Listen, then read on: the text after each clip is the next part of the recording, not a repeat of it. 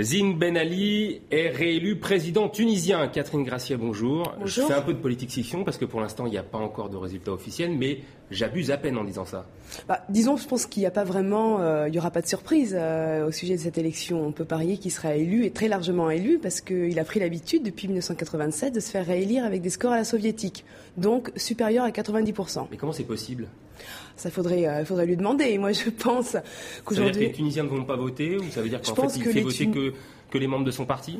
Je pense qu'il doit faire voter quasiment exclusivement les membres de son parti, le RCD, qui, je rappelle, sont quand même 2,2 millions, donc soit un adulte tunisien sur 4. Sur une population de 10 millions d'habitants. De 10 millions d'habitants. Donc si tout ce beau monde va voter, c'est sûr que ça lui fait une élection bien comme il faut. Alors Catherine Gracier, vous êtes journaliste, vous sortez La Régente de Carthage aux éditions La Découverte. D'ailleurs, Leïla Trabelsi, la femme du président Ben Ali, a tenté d'interdire sa sortie puisque ce livre est sur elle. On revient sur le contexte de cette élection tunisienne, juste avant d'évoquer le parcours donc, de la Régente de Carthage. La prédiction n'est pas difficile à faire. Ben Ali, au pouvoir depuis 2 décennies, sera reconduit pour la 5e fois consécutive dans son fauteuil présidentiel. Seul inconnu, l'ampleur de son triomphe. En 1994, il avait raflé 99,81% des suffrages. 5 ans plus tard, il s'était contenté d'un modeste 94%, idem pour le scrutin de 2004. Autant dire que